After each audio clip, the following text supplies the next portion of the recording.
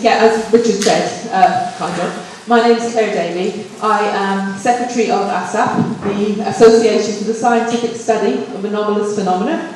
I'm a member of the SPR's Spontaneous Cases Committee and the Ghost Club as well. And I just wanted to talk to you today about tombstones. I mean, when this was originally advertised, the talk was going to be about just the chase vault. I am going to talk about the chase vault, it's my passion, but I'm also going to talk about other tombstones and things around the world. So I hope you enjoy it. You can ask me questions at the end. Bear in mind that this is very much kind of a passion project, so I might not have any technical answers that you want, but I'll try my best. Okay?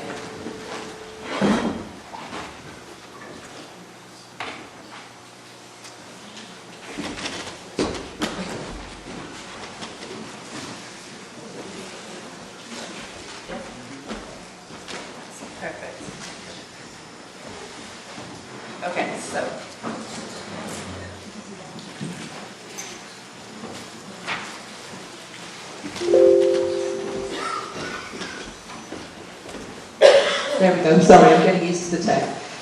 So, my name is Claire, and I am a taphophile. Now, I know what that sounds like. That sounds like someone who should probably be on a register of some sort. But actually, the dictionary definition is one who has a passion for and enjoyment of cemeteries, gravestones, epitaphs, gravestone rubbing, arts, photos, and famous deaths.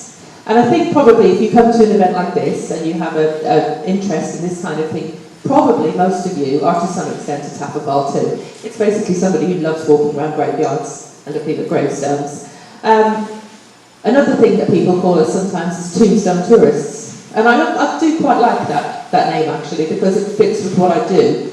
Increasingly I am pulling my family into travelling places around the world, including Barbados and things like that, so I can look at haunted sites. And you know, if they enjoy it there too, all well and good. If not, yeah, so I mean, the kids get to go to the water park and have their ice creams, and my husband gets to try and get everyone to go hiking or camping with them, and everyone says no. And then I get to go to the tombs and the pub, so everyone's happy. A brief outline of where I come from and where my fascination for things like this came from. I'm Irish, as you might be able to tell from my accent. We have a really different approach, I think, to death in Ireland. I come from a place called County Mayo, which is on the west coast of Ireland.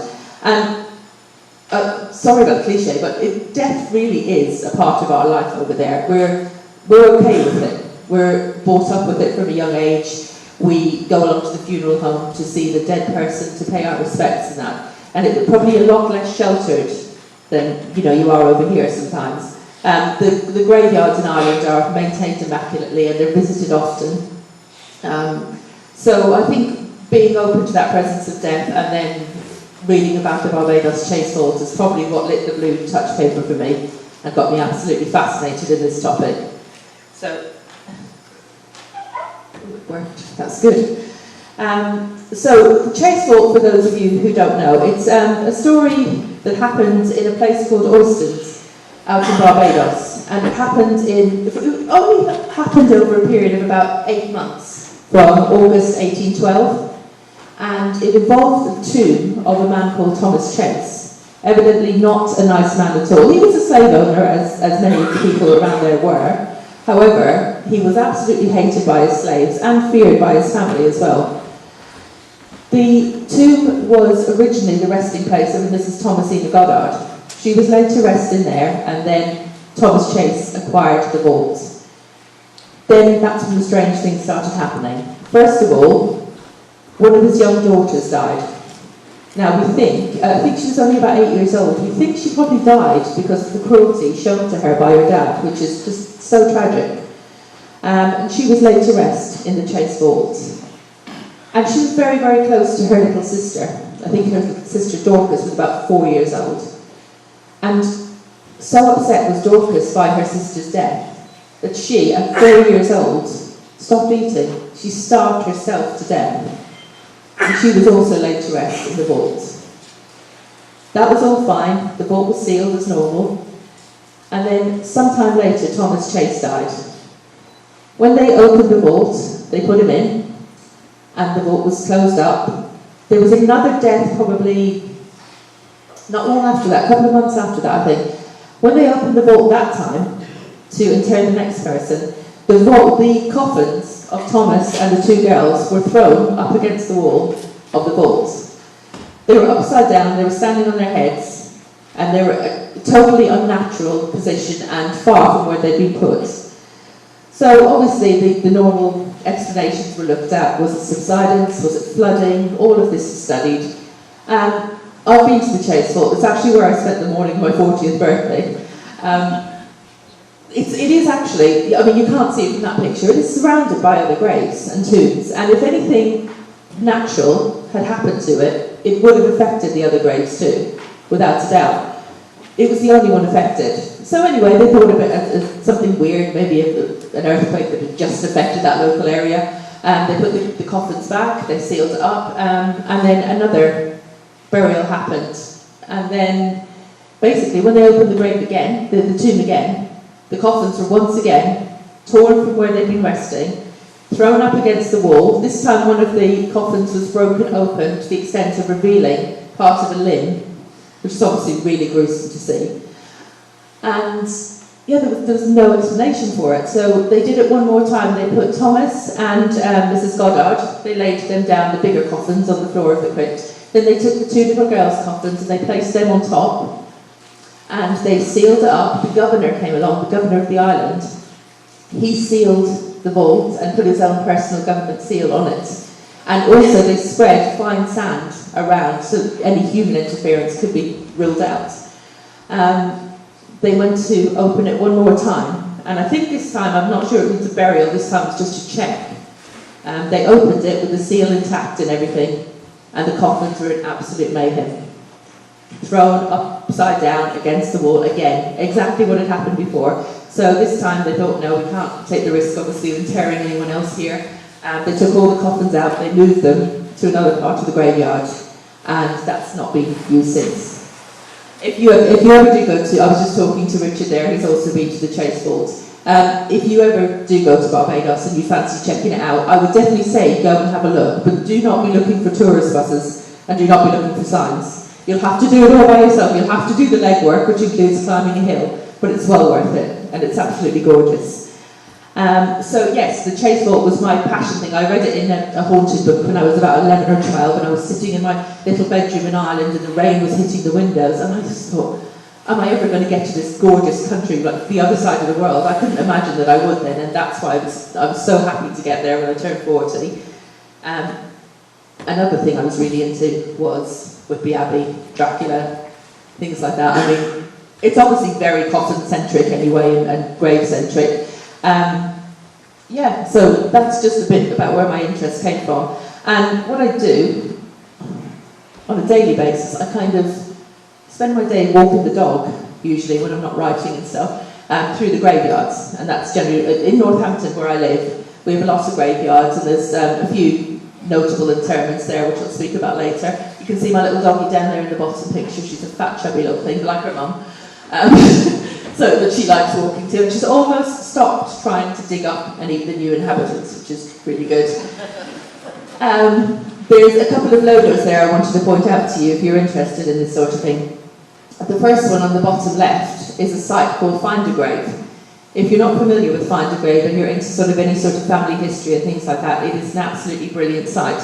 You can become a volunteer, and if there's a graveyard near you that you know about and you like to go to, you can go and you can, on the website there will be requests. So it might be from people in America, Canada, who can't come here to look at the graves of their family themselves.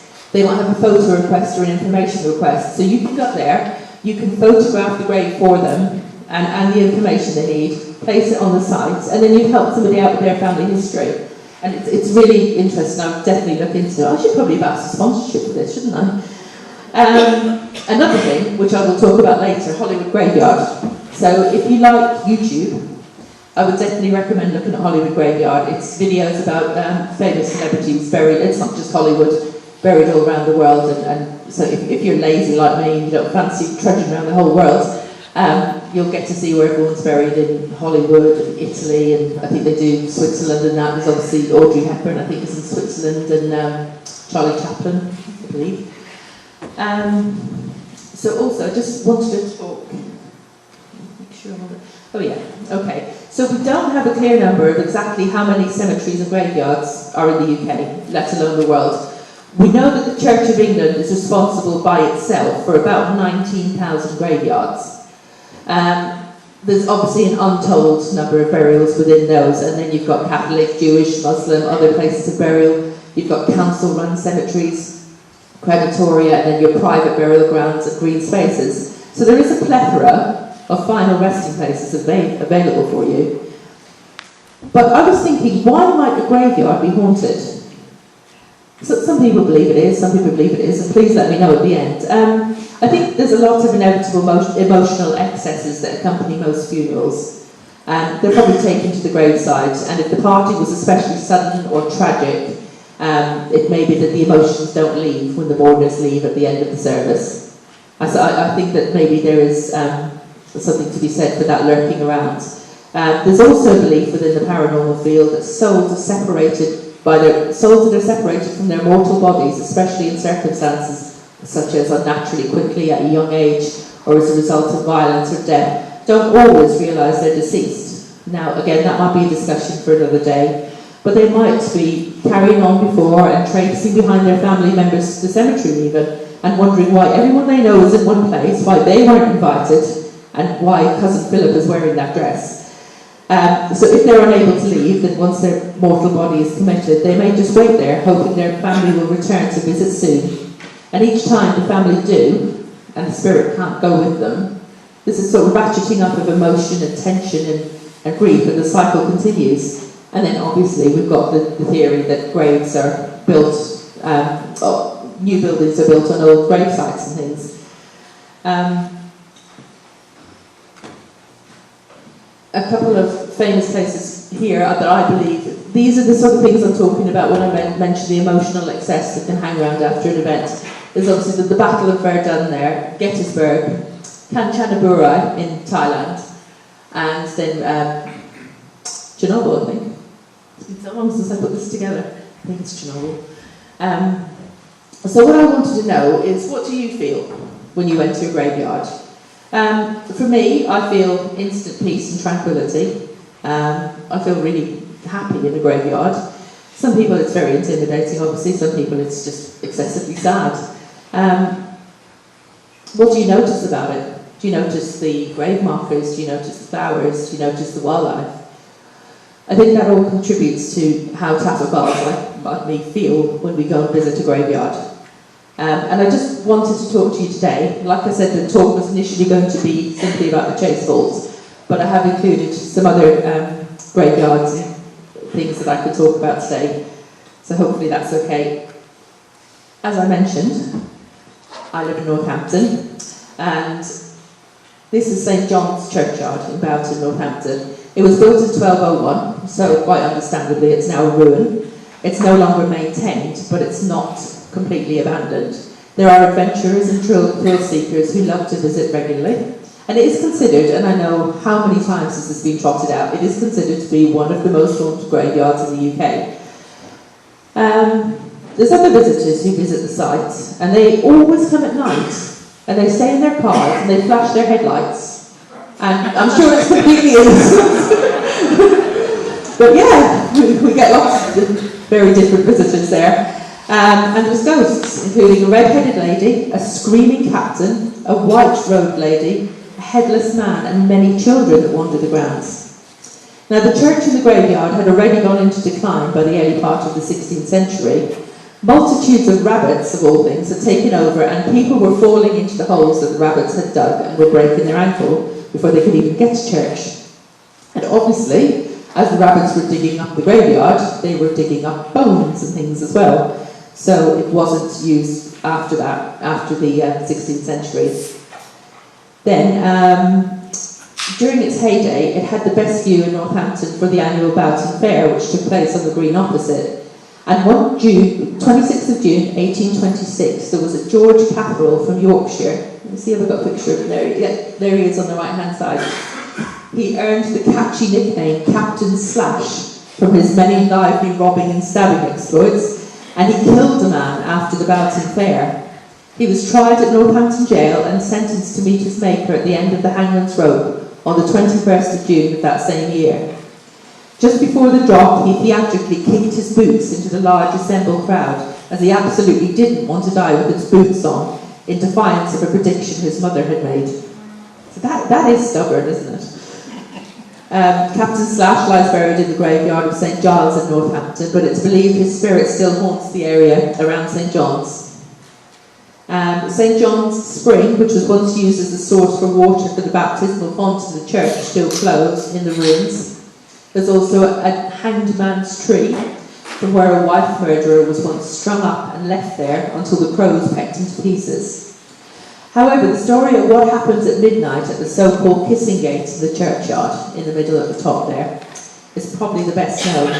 It's said that many years ago, when the church was still fully functional, a young local couple were married on Christmas Eve in St John's. But tragically, the groom died unexpectedly soon after their wedding. Unable to live without him, the bride committed suicide by his grave. Of course, this was considered a mortal sin by the church at that time, so she couldn't be buried with him in the consecrated ground. Although she's buried elsewhere, it is at St John's in the dead of night at any time of year that she generally comes to look for him. She generally gets men passing the church to sit with her a while, and eventually to kiss her. And if you kiss her, you'll join her in death's cold embrace within a month. Like poor William Parker, who was innocently stumbling home from a great day at Boughton Fair. He might be the man in the flat cap who waits by the gates and has been seen many times. Just before I finish up with St John's at Boughton, there's a very, very British haunting in that graveyard. Now, I don't know who it is, I don't know what gender they are, what time frame they belong to, but I do know for a fact they must be English. And how do I know this? Well, the church has been used to record things on EVP and on REM pods and everything like that, all the voice recorders. And people go to the churchyard at night and they try to capture the voice of this ghost on tape. And the only word the ghost ever says, over and over, is, sorry. It's got to be English, it's got to be an English ghost. Moving on. So returning away from rural rabbit-fested UK here, and across the Atlantic to Argentina, and this is the stunning La Recoleta Cemetery, and it's rightly designated a National Heritage Site, and it's a prominent graveyard for the prosperous, upwardly mobile citizens of Buenos Aires society. It provides eternal rest to a host of military leaders, popular cultural icons, judges, scientists, and politicians. I think it's probably, when I show you a couple of pictures in a moment, I think it's probably one of the most stunning, visually stunning places on earth. It's definitely on my bucket list. I think this would be the jewel in the crown of any visit to Argentina. Initially on the grounds of where the cemetery now stands was the monastery and the church of Our Lady of the Pillar, which was established in 1732 by Recoletos, who were Spanish Franciscan monks. That's where the name comes from. In 1822, the cemetery was first established in the garden of that monastery after its dissolution and the driving out of the monks who had previously maintained it. The cemetery itself holds something in the region of 4,690 vaults, ranging from plain ones from much earlier on to increasingly ostentatious mini palaces. They vary in style from Art Deco to Baroque and Art Nouveau.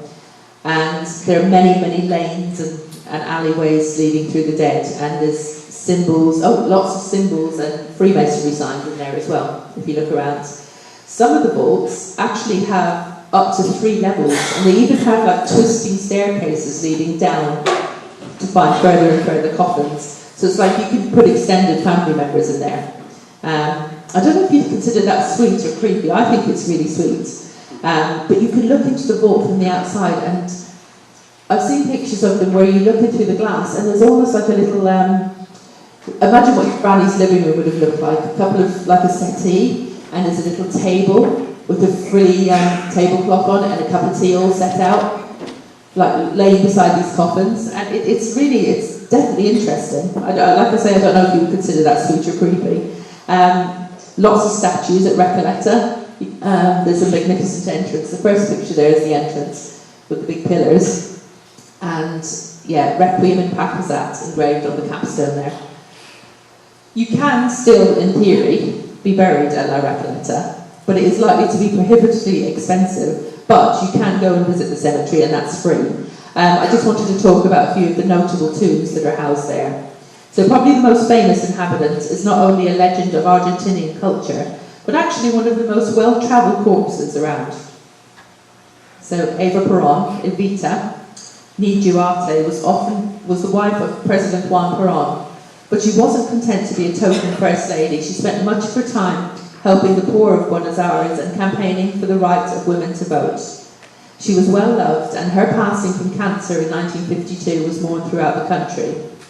After the downfall of the Perón administration, however, things got a bit chaotic, and somehow Evita's body was stolen from Argentina and travelled throughout Europe, including Italy and Spain.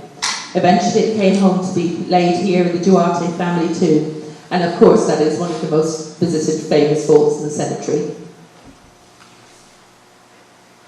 This tomb here is General Lavalle. He was a hero of the Argentinian independence wars with the Spanish. I find this tomb really lovely. It's guarded by the statue, as you can see. There's a statue outside the tomb of a Grenadier Guard. And the very specific purpose for this, and maybe a little bit optimistic, but they're hoping that there'll be an occasion when Lavalle rises from his tomb and comes to the door, and at that point the guard will turn to him and thank him for his service for Argentina. So it's really sweet. Absolutely terrifying if you witness that, I imagine, but really sweet. This makes me laugh. This is a tomb of one of the funnier, it's one of the funnier ones, but still quite poignant. This happy couple are the Correas. They were a rich and powerful couple who were basically financially ruined due to Madame Correa's profligate spending habits. Her husband announced that he would no longer be covering any of the debts she ran up around the city stores, and he went and he wrote a letter and told all of the store owners around Buenos Aires they were not to extend her any credit, as he would not be covering it. She in turn angrily accused him of cruelty and vowed never to speak to him again. She never did. But they lived on in awkward silence for another 20 years until his death, at which point Madame Correa's really hammered the nail into coffin, if you excuse the expression, by insisting that on their tomb they remain back to back. And that's how they are. So if you ever thought you were being petty in an argument, I'll tell you that takes it to another level. This young lady is Rufina Cambaceras, who was declared dead of unknown causes in 1902 at 19. Her burial in Recoleta was postponed overnight due to bad weather, and the coffin was stored in the cemetery chapel. On returning after a day or two, staff discovered the coffin moved and the lid slightly ajar. Stunned, they opened the coffin to find Rufina's bruised and bloody body, her nails ripped from having clawed at the insides of her living tomb, until, in paroxysms of fear and with the air slowly depleting, the poor girl, who had only apparently been in a coma the first time, did succumb to death. Rufina still wanders the cemetery, lost and alone, and looking for her way home. This tomb here is David Eleno. He was the janitor of the cemetery for many, many years. And you can say of this guy, he definitely lived for his job. He loved La Recoleta so much that for the 29 years or so he worked there and serviced the requirements of its inhabitants, he saved up his meagre wages each week. And when he'd made enough, he bought himself a plot and commissioned this tomb and statue that was duly erected. With that goal achieved, he then took his gun and shot himself dead in the middle of the cemetery. You can still apparently hear the unmistakable jangle of keys and see the devoted caretaker wandering the grounds of his beloved La Recoleta when conditions are right. So, together with an eponymous lady in white and some other apparitions of disputed origin, these poor souls are walking Recoleta now until the end of time. So if you do decide to visit, do listen out for the closing bell. It sounds about 10 minutes before the cemetery gates close. Because if you're not out by the time the key turns, you could be in for a very, very long and terrifying night. This is the Merry Cemetery. Funny name for a cemetery, but it's in Zapata in Romania. It's a very special cemetery, and you can't help really seeing the bright side of death here. There's colourful and hilariously witty tributes to those who lie buried. So the story goes that from 1935, a man called Ionas Petristan made it his mission to carve the tombstones of the villagers into a rich and fascinating tapestry, with blue surrounds, floral borders, and colourful homages to caricature prominent personality traits, and in many cases to show how the individual died. Stan had completed 800 hand-carved wooden tributes by the time of his own death in 1977. Yes, he did make his own as well. And then he handed his apprentice the tools of the trade, and his apprentice, Dimitru Pop, has now been carving the same tributes for 40 years. And no doubt he'll be looking for a worthy successor when his own time comes. So we've all seen witty epitaphs and tributes to the dead, sometimes in the UK and Europe. But compared to the ones in the Merry Cemetery, they really are quite tame and solemn. Not so in Merry Cemetery. Zapata is a small town where everyone knows everyone else, knows their strengths and their weaknesses. So if you are fond of a drink in the land of the living, you'll probably be shown sipping from a bottle. And if you were a well-liked farmer or a local police officer, you might be there on your tractor or standing proudly in your uniform. But what if I told you that a soldier's grave here in Merry Cemetery has a picture of him dying on the battlefield? It also shows him being decapitated by an enemy fighter. That's number 3. It's not very clear here, but yeah, it actually shows him with his head being cut off. Now imagine you're that soldier's family and you come to pay your respects. I imagine that takes a bit of getting used to. And then you walk a little bit further to see the circumstances of death and accompanying lamentation covering the grave of a 3-year-old girl. And I'll read that out to you now. So this is the second picture in, and the epitaph on it says, "Burn in hell, you bloody taxi that came from Sibiu. Of all the places in this country, you have to stop right here. By my house, you hit me so, sent me to my death below, and left my parents full of woe." But as the carver says, people want real life, they want the truth. There's no hiding in the small town, and the people of Zapata are justifiably very proud of their very different but very lovely piece of heaven. I'm just going to show you around a few more graveyards throughout the world that I think are of interest. You'll probably recognise this one, most of you I would say have been there. This is Highgate in London. It's the site of burial of many, many famous people. It's an institution, it forms part of the magnificent 7 cemeteries that are in the capital. So we have Karl Marx, George Michael, Douglas Adams, and many, many more that rest there. But it's not just the dead who are said to slumber between the ivy-covered stones. The undead actually have a presence here too. Most famously, it's said that a Romanian vampire, standing approximately 7 feet tall, who came to London as a nobleman, was awoken from his eternal rest by satanic cults in the 18th century.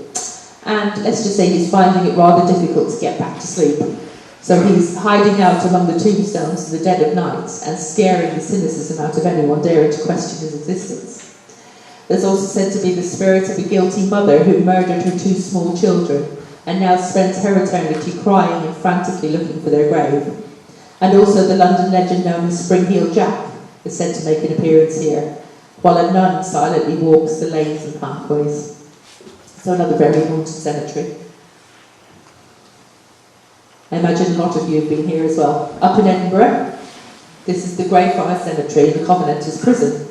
And this story all basically surrounds this man here. It's bloody George Mackenzie.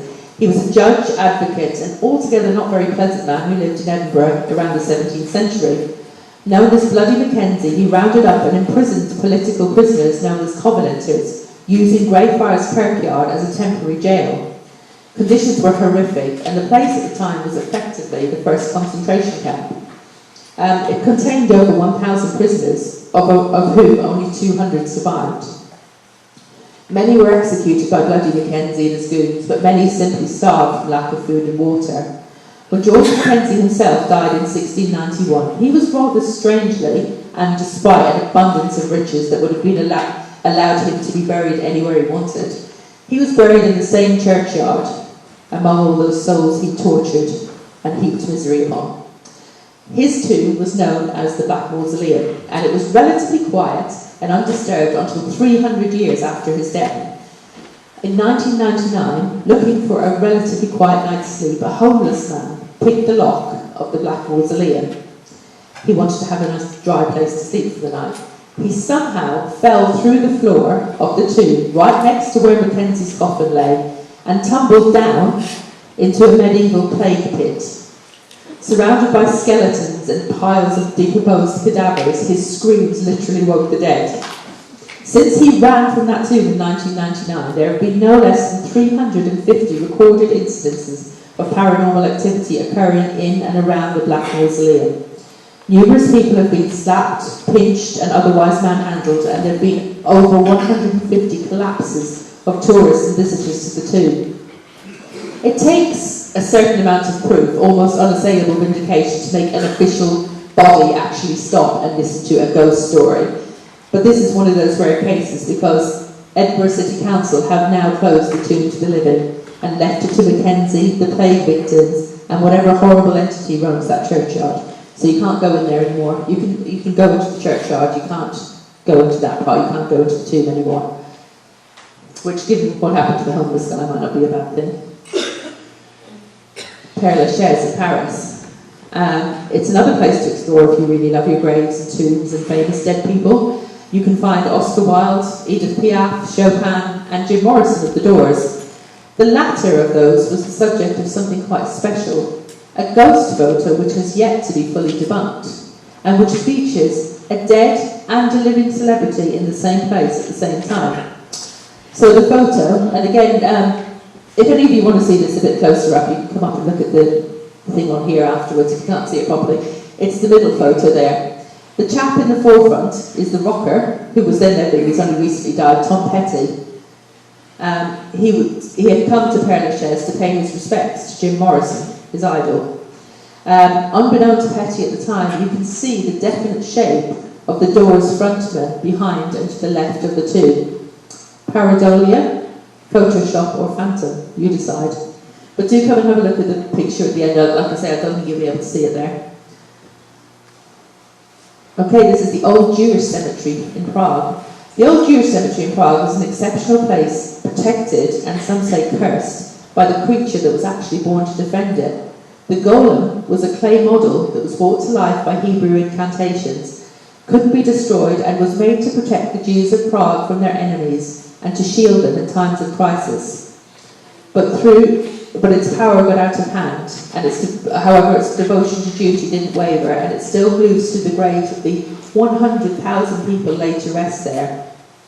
It seems to be possessed of an inhuman ability to avoid the inevitable uneven footing that comes from a graveyard that's 12 layers deep in places, and in some places it's actually higher than its surrounding streets, so it's an amazing place to see. Definitely worth a visit. I'm sure ghost fans will be familiar with this place. This is Resurrection Cemetery and the Willowbrook Ballroom. This is from the US, this story. It concerns a hitchhiker called Mary, who was said to appear to drivers in Chicago, Illinois, and she requests a lift from the Willowbrook Ballroom to the gates of the nearby Resurrection Cemetery. Mary usually disappears from the car just as they reach the cemetery gates. She doesn't actually need a lift. She's done the journey many, many times before since her death at the hands of a hit-and-run driver outside that very cemetery in the 1930s. And another famous gravesite in America and in Illinois again, Bachelor's Grove Cemetery. So this place really has it all. It has the graves of poor 19th century immigrant workers killed on unsafe job. It has victims of the mob. It's also been home to its fair share of satanic rituals. Grave markers from Bachelor's Grove are frequently stolen and desecrated, and dead animals and birds are often left as macabre tributes to Satan himself. Famously, this is the well-known ghost photo of the so-called Madonna of Bachelor's Grove, which could also be the reported lady in white who apparently carries her infant child in her arms around the graves at midnight. Blue lights, phantom speeding vehicles, and a Culloden-esque mirage of a farmhouse appears at times in mid-air, hanging over the cemetery, only to slowly disappear as anyone approaches.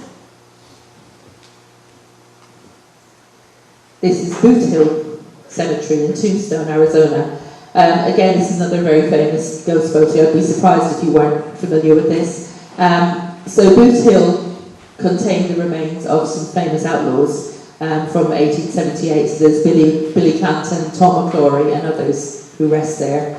If you look closely at the figure in the background, we're assured that basically the person in the back, crouched down in the grass, was not there when that photo was taken.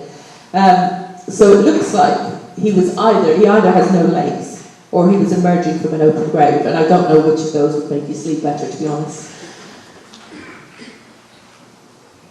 Now we're going down to Rookwood Cemetery in Sydney, Australia. You probably won't recognise it as readily as some I've shown you already, but I've included it because I think it's got 1 million souls buried there, that's a fact. Also, it's the final resting place of the Davenport brothers, and they sort of leapt on the tailcoats of the Fox sisters and Hydesville and the Spiritualism Act about 10 years after the Fox sisters in 1848. The Davenports were widely discredited by the London Ghost Club for using illusions, trickery and flat-out fakes to purport proof of incidences of survival after bodily death. It is said that modern-day necromancers sometimes try and conjure up the Davenports even now, and their incantations, together with some channels never fully closed by the brothers themselves, might be responsible for some of the other phenomena reported here in this beautiful Victorian necropolis. You ready for a really spooky one now? This is Colón Cemetery, and it's in Cuba. So this is a beautiful and poignant story from the graveyard, but it's still very creepy. La Milagrosa is the story of a young woman called Amelia Goyri. That's Amelia there in the bottom left. She died tragically in childbirth in 1901 in Havana. One tragedy followed another as the baby boy didn't survive either. Amelia's husband Jose was distraught. He had Amelia and the child laid to rest in the same coffin, with the baby, as was traditional, lying between his mother's feet at the bottom of the coffin. Jose would visit every single day. He would knock gently on the tomb 3 times, and then he would sit there for hours talking to his wife and his child. Then a few years later, 13 years later actually, Amelia's coffin was excavated to make room for Jose's father, who had recently died. And Jose decided to take that opportunity, while the coffins were being moved around, to have a look inside the coffin. 2 things were immediately apparent and nothing short of miraculous.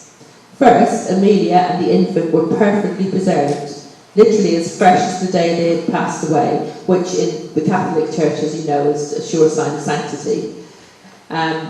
Even more shocking, however, was the baby. So as I said, Jose had followed tradition at the time by nestling the tiny infant between his mother's feet at the bottom of the coffin. However, when the lid of the coffin was open, Amelia lay in perfect peace and serenity, with her baby nestled in her arms. So this site, as unsurprisingly, became a place of pilgrimage for devoted Catholics the world over. I don't know about you, but that always gives me a bit of a shiver. Okay, we've just got a few more to go. We've got Stoll Cemetery, Kansas, Silver Cliff Cemetery, Colorado, and Hollywood Forever. The top left is Stoll City Cemetery in Kansas, which is said to be so haunted, it is actually home to the gates of hell, the real gates of hell, which I assumed for a long time was in Corby. And the old man himself, Satan, appears here twice a year. An article in a local newspaper in November 1974 said that Stoll was haunted by legends of diabolical supernatural happenings. Reported phenomena suffered there include memory loss, being grabbed by unseen hands, and being chased by something malevolent. And then on the right-hand side, that's Silver Cliff Cemetery in Colorado. You can probably see the Rockies in the background. It has a reputation of being home to the fascinating phenomena of ghost lights that actually change in colour, dart around, and sometimes chase people. The bottom right there is the Delhi War Cemetery. So imagine being in a war cemetery surrounded by the dead, obviously. Then imagine you're surrounded by a woman with long flowing hair who appears in front of you out of thin air. Then imagine she starts towards you suddenly with a horrific look on her face. And then finally imagine you're running at top speed through the identical war graves and tombs, tripping on weeds and what you hope are tree roots, trying to escape this woman, and you're about to find yourself at the sanctuary of the exit gates when you turn round to see the woman right over your shoulder. And then she suddenly disappears. So that's what you can look forward to if you go to visit the Delhi War Grave Cemetery. Right, and then I want to talk about Hollywood Forever Cemetery. If you look at Hollywood Graveyard, the website, the YouTube site I mentioned earlier, you'll find out a lot about this place. Basically, it's just as it sounds, it's the last luxury hotel for the greater good of the silver screen. But some of these Hollywood alumni still feel as if they have a bit of hell to raise, and they choose to do it in Hollywood Forever. Some of these stars that are reluctant to rest are, from the top there, Clifton Webb, who was said to be the cause of the cold spots and moaning sounds coming from his mausoleum. At the bottom, you've got Virginia Rappe, who was an actress who died at a party hosted by Fatty Arbuckle, ruining his career, and obviously not doing much for hers either. But she still wanders the grounds looking for answers. And then in the middle, you might recognise Rudolph Valentino. There was a woman who visited for years and years, a mysterious woman in black who would bring flowers every week to his grave. We don't know who or what she was to this day, but she carried on with that for many years. This is Anton Yelchin. Are any of you Star Trek fans? I actually get Star Trek and Star Wars mixed up, and I really don't want to die here. I think it's Star Trek. He was a young actor, and he died, very sadly. He was supposed to be going to a rehearsal, and he was driving out of his house, which went like up a gated drive. So he drove up to the top of the drive and then went back down to the bottom of the hill to lock the gates behind him. For some reason, he left the car out of gear or left the handbrake on. The car rolled back and crashed him to death. I think he was only about 29 or something like that. Very, very young anyway, and very sad story. Now you might be wondering why I've used these pictures of Anton Yelchin and why his presence in Hollywood Forever is interesting. So there he is on the left, and in the middle is his grave. On the right, he's shown in a picture, a film, made many years earlier. He's talking to the girl obviously in the scene. If you look over the shoulder of the girl, over the right shoulder, he's actually in the same picture as his future burial site. So, yeah. Basically, that's kind of the end of my talk. I just wanted to finish with some things I think might be funny. I hope you'll like it. I just have to get my computer to wake up again now. Here we go. Before I go on to the last little bit, you can always come and talk to me at the end. I'll be around all weekend. Like I say, I'm secretary of ASAP, and I've been told by Glenn it's okay to plug this. We have a fantastic conference called Seriously Strange, which happens down in Bath every year. It's on the 2nd and 3rd of September this year. Amazing speakers like you have here. The greater good of the paranormal world, UFOs, cryptids, everything is covered. And if you buy yourself some raffle tickets from the back there, Glenn, I believe you might win yourself tickets to Seriously Strange. There are tickets for Seriously Strange in the raffle tonight. Yeah, there's a gala dinner and everything that you can come along to, and we have a guest speaker. It's really great fun. So definitely, if you don't win tickets in the raffle, do have a look at the ASAP website anyway, and try and come along to Seriously Strange. So let me see if this works now. Okay. Yeah, these are some epitaphs from around the world. I thought they might make you smile at the end of a bit of a gloomy talk, so I hope you like it.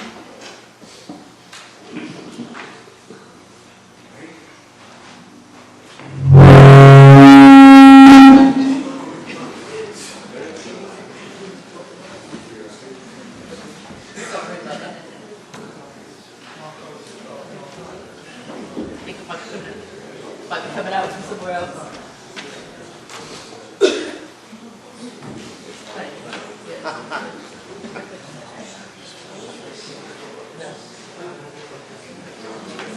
Alright, don't worry. I was going to play Monty Python. You'll just have to imagine that. So, here's some epitaphs.